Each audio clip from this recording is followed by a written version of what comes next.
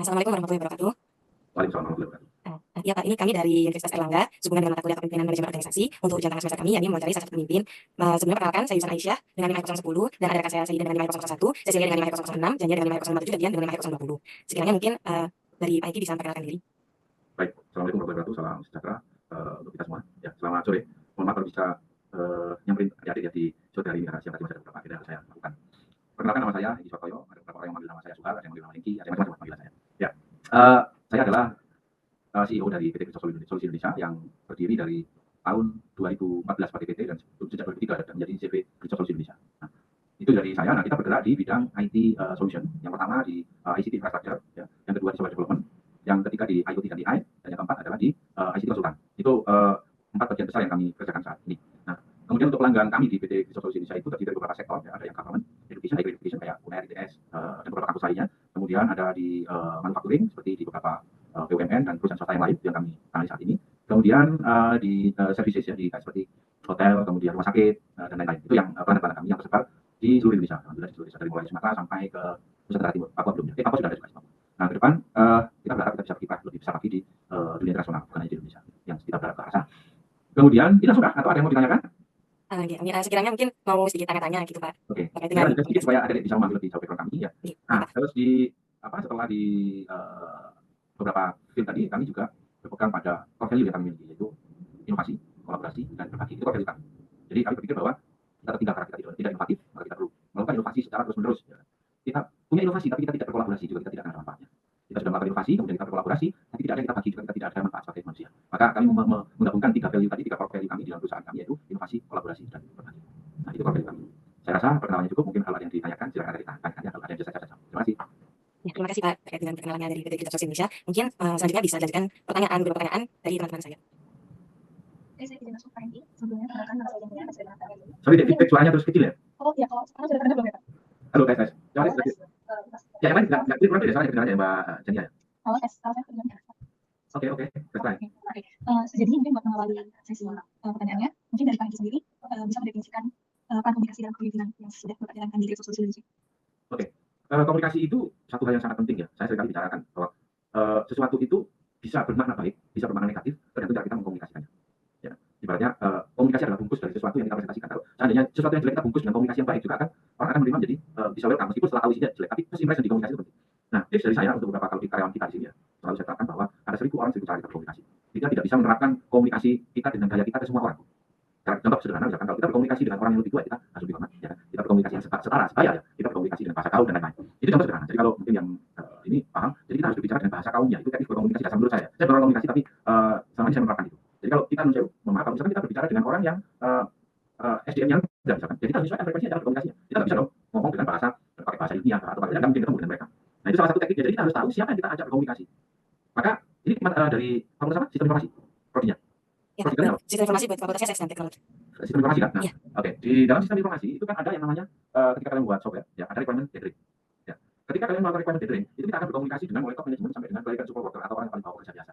Ya kan? Nah, teknik berkomunikasi juga harus dibedakan. Tidak bisa orang yang paling bawah itu teknik komunikasi kita samakan dengan top management direkturnya, CEO-nya, tidak bisa seperti itu. Itu sih sekilas tipsnya. Jadi kita harus tahu background orang yang akan kita ajak berkomunikasi. Kalau kita memang resmi ya, tapi kalau tidak resmi ya kalau saya pribadi biasanya saya akan diam di awal untuk mendengarkan dulu. Sehingga kita bisa mengukur mereka seperti apa. Baru kita ngomong. Jangan kita ngomong duluan. Oke? Cukup ya atau ada yang masih perlu saya sampaikan lagi?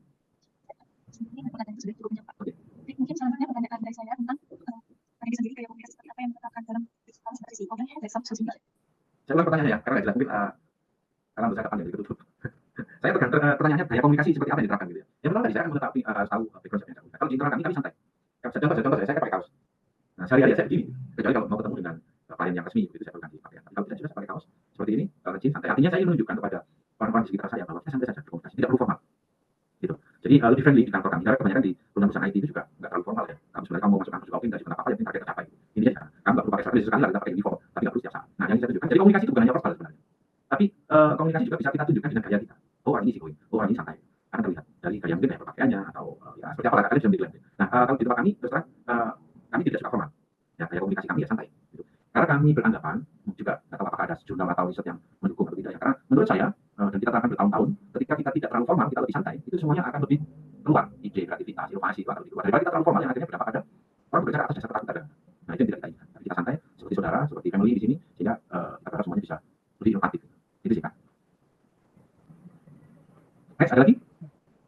kasih Pak. Mungkin selanjutnya izin bertanya Pak. Menurut Pak Eki sendiri, seberapa penting sih menurut Bapak itu keterbukaan dalam komunikasi antara Bapak sebagai CEO dan juga dalam tim di Kickstart Solusi Indonesia? Ya, sangat penting, sangat penting. Terutama kalau saya orang yang tidak suka menafikan ya, dalam arti kalau dia ya enggak, ya enggak, bilang iya, bilang enggak gitu kan. Artinya keterbukaan itu penting. Nah, kenapa keterbukaan itu menjadi penting ya? Kalau orang Jawa, orang Surabaya ngomong kan belak-belakan lah, apa adanya. Gitu. Apa adanya itu menjadi kita tidak takut salah melakukan sesuatu. Ya. Kemudian kita juga tidak takut disalahkan. Kalau yang kita bangun hubungannya misalkan sorry dalam tanda kutip seperti militer misalnya, ya, mereka kan melakukan atas dasar ketakutan, bukan atas dasar keinginan untuk melakukan. Coba kalian pikirkan, orang itu akan lebih baik bekerja atas dasar ketakutan, menjual waktu, atau memang ikhlas mengerjakannya. Nah, ekosistem itu atau lingkungan itu perlu kita bangun dengan apa salah satunya dengan keterbukaan informasi. Bahkan mereka saya buka level-level teman-teman mau curhat masalah pribadi, nggak masalah pacar, nggak masalah oke gitu, nggak ada masalah. Karena pasti ada korelasinya antara persoalan pribadi dengan pekerjaan, itu pasti akan ada korelasinya. Ya, saya rasa itu. Baik Pak, mungkin selanjutnya bisa dilanjutkan pertanyaannya oleh teman saya Ceci Pak. Baik, sebelumnya terima kasih Bapak dan izin bertanya. Menurut Bapak sendiri seberapa penting sih komunikasi dalam membangun budaya kerja yang positif di perusahaan Kickstart Solusi Indonesia? Ya, pasti dari awal sampai komunikasi sangat penting ya, sangat penting berkomunikasi. Bahkan kita itu punya event ya, kan kita itu event, maksudnya minimal setiap 12 kali kita namanya town hall. Ya, town hall itu kita kumpul bareng semua di satu tempat, mereka boleh mengungkapkan apa saja kritik atau keinginan atau apa, dan kadang itu tercatat. Boleh ada dicatat kayak misalkan saya tidak mau AC di ruangan saya terlalu dingin, enggak saya terlalu panas, bahkan seperti itu mereka bisa menyampaikan dengan bebas. Ya, jadi penting sekali dan harus ada event-event yang dibangun supaya tidak ada jarak. Kalau saya lebih suka tidak ada jarak antara saya dengan orang-orang sekitar saya. Ya, nggak perlu jahit dong gitu, nggak perlu jahit lah dengan siapa kita jadi apa saja dengan mereka, nggak masalah. Duduk bareng di bawah mana, nggak ada masalah. Ya mohon maaf dalam sampai hal yang misalkan isu-isu ada dari Surabaya, biasa dengan mereka. Gitu. Jadi kita sangat santai kalau di sini kalau saya dengan teman-teman. Artinya nggak ada jarak sehingga mereka tidak ada sungkan mau kritik kita juga oke, saya mau ngomong ke mereka juga oke, tapi selesai. Ya, dan lebih banyak event yang membuat kebersamaan di antara kita karena kami berprinsip seperti hidup kita ada di kantor. Ya kan? 8 jam kita di kantor. Kalau saya mungkin lebih setengah hidup saya ada di kantor. Teman-teman yang lain 8 jam ada di kantor. Artinya seperti hidupnya ada di kantor. Kalau kami tidak membangun komunikasi yang baik di kantor, nggak ada happy-nya di bekerja. Ya, itu sih. Nah. Baik Bapak, terima kasih untuk jawabannya. Mungkin saya ingin bertanya lagi, kan menurut Bapak tadi kan sangat-sangat penting ya. Nah, kan juga dari kayak komunikasi dari Bapak sendiri itu kan santai kepada tim-tim Bapak. Nah, mungkin dari Bapak itu pernah menghadapi tantangan besar gitu terkait hal komunikasi. Kira-kira apa sih tantangan terbesar yang pernah Bapak hadapi dalam berkomunikasi dengan tim dan mungkin bagaimana cara Bapak mengatasinya gitu? Iya, seperti di awal tadi saya sampaikan ada 1000 orang bicara tentang komunikasi. Ya. Sebenarnya ketika kita memiliki pandangan yang berbeda atau literasi yang berbeda, literasi yang berbeda, itu kita untuk menjelaskan sesuatu yang rumit kepada seseorang dengan literasi yang jauh lebih rendah di bawah kita, itu kita harus membahasakan dengan bahasa yang sederhana. Itu tantangannya menurut saya. Jadi orang yang hebat itu adalah salah satunya adalah orang yang bisa mengatakan dengan sesuatu yang sederhana untuk hal yang rumit. Jika orang bisa mengerti. Ya. Kalau seandainya dikarenakan demikian, kan staf kita di job ini tidak semuanya berpendidikan tinggi, bahkan ada hanya SMP misalnya. Ya. Jadi kita harus membahasakan dengan bahasa kaumnya tadi, dengan bahasa yang sederhana sehingga mereka bisa memahami. Jadi jangan menggunakan bahasa yang kita paham tapi tidak paham.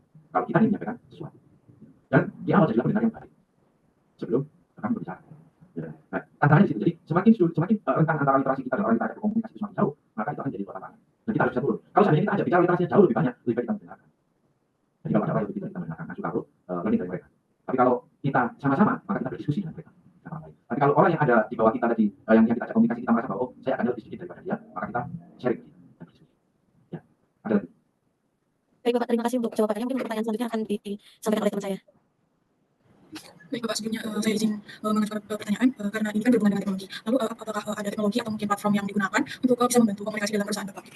Oke, di kami karena ada empat grup yang harus kami handle. Jadi komunikasi yang standar ya seperti WhatsApp, kemudian Telegram dan lainnya yang komunikasi teks dan voice itu. Tapi di kami terutama di teman-teman di software untuk mengkomunikasikan pekerjaannya, yang pertama kami menggunakan Trello, satu bisa kita pakai Trello. Kemudian yang berikutnya kita gunakan untuk project management selain Trello saya lupa namanya. Ada project management di situ yang kita berkomunikasi via teks ya. Termasuk juga ada satu lagi yang kalian biasa pakai. Sorry ya saya tanya dulu pada namanya.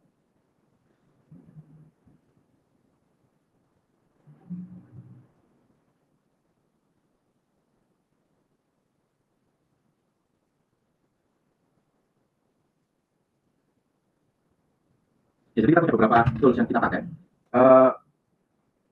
Saya sampai lupa sebentar. Jadi orang tua itu suka nge-lag. Saya sebentar. Lupa. Kita tanya sebentar.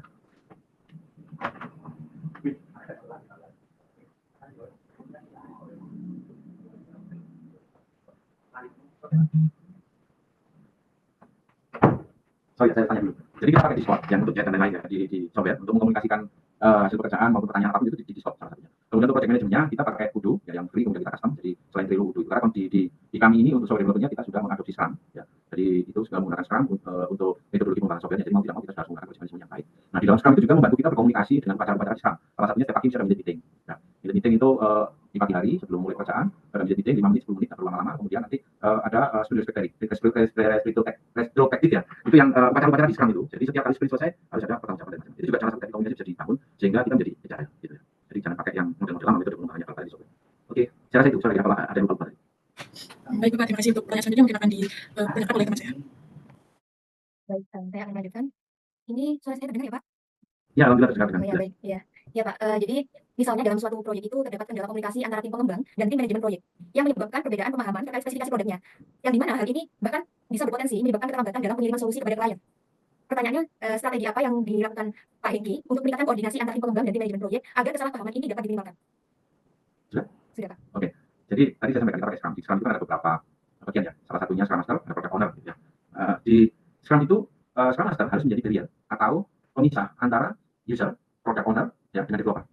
Jadi dia harus betul-betul menjadi benteng, jangan sampai si Product Owner atau user itu akan langsung bypass ke developer. Nah, kebetulan di kami karena requirement kami kalau di Scrum yang kita pakai itu menggunakan user story, user story ya. Di requirement-nya pakai user story supaya lebih cepat. Nah, kalau misalkan ada requirement tadi kita terjemahkan ke dalam user story, kemudian kita berikan ke developer dibuat. Nah, di situ perlunya sprint. Sprint kami kan setiap maksimal 2 minggu sekali harus rilis. Ya, coba nanti ada dibaca di Scrum ya. 2 minggu sekali harus rilis. Nah, ketika rilis kan disampaikan ke user. Oh, ini nggak sesuai nih dengan requirement yang kita butuhkan. Nah, maka dalam agile methodology itu kan harus berpatokan pada 3 hal ya. Courage, kemudian simplicity, courage, dan feedback. Ya. Simplicity itu apa maksudnya? Sesederhana mungkin segera rilis. Sederhana jadi rilis. Kemudian punya keberanian segera rilis juga. Karena butuh feedback. Feedback itu ada umpan balik dari pengguna. Nah, ketika pengguna menyampaikan oh ini tidak sesuai, ya kita masukkan ke sprint berikutnya. Sprint berikutnya untuk diperbaiki. Gitu. Nah, oleh karena itu di dalam Scrum atau beberapa kebanyakan metodologi pengembangan sistem itu kita tidak memburu deadline, tapi value yang kita deliver. Namanya begitu. Tapi pertanyaannya, memang dalam pekerjaan nggak ada deadline, semuanya ada deadline kan? Gitu. Jadi kita harus perhatikan bagaimana software yang bernilai itu bisa kita deliver dengan waktu yang tepat. Di situ tantangannya. Gitu. Jadi kalau ada requirement-nya nggak sesuai, ya sesegera mungkin kita perbaiki. Nggak ada cara lain. Maka metodologi framework Scrum ini bisa kita pakai untuk mengatasi hal demikian. Beda kalau Anda menggunakan waterfall misalkan. Ya kan, analisis desain, habis desain nanti baru dibuat softwarenya di review, analisanya di review, bukan balik lagi, kemudian didesain, balik lagi lama sekali. Tadi kita cukup requirement user story, buat backlog diterjemahkan ke dalam program, kemudian dirilis, sesegera mungkin feedback perbaiki lagi, itu terus. Ya sehingga gap antara requirement dengan software delivery itu semakin sempit. Gitu ya. Next, any question? Baik, Pak. Cukup menjawab. Terima kasih, Bapak. Ini saya lanjutkan lagi, Pak. Studi kasus lagi. Jika di perusahaan yang Bapak pimpin memutuskan untuk mengadopsi teknologi baru dalam pengembangan perangkat lunak, tetapi beberapa anggota tim merasa kurang siap dengan perubahan ini. Bagaimana cara Pak Hengki mengkomunikasikan perubahan teknologi ini kepada tim agar dapat diterima dengan baik?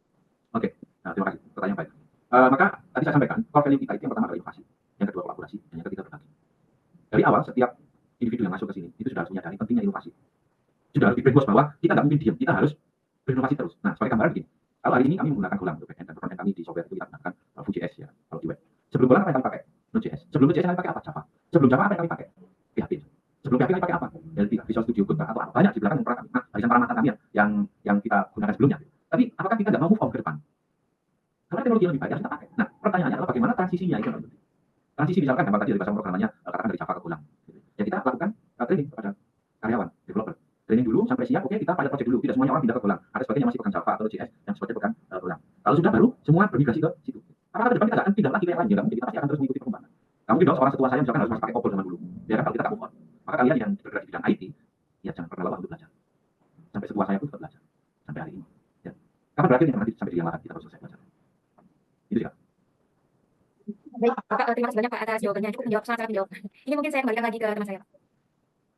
Baik, Pak Hengki, terima kasih atas waktunya dan juga jawaban yang telah diberikan sungguh memberikan informasi dan insight yang baru juga buat kami terutama. Kurang lebihnya mohon maaf Bapak apabila kami selama melakukan wawancara terdapat kesalahan. Ya.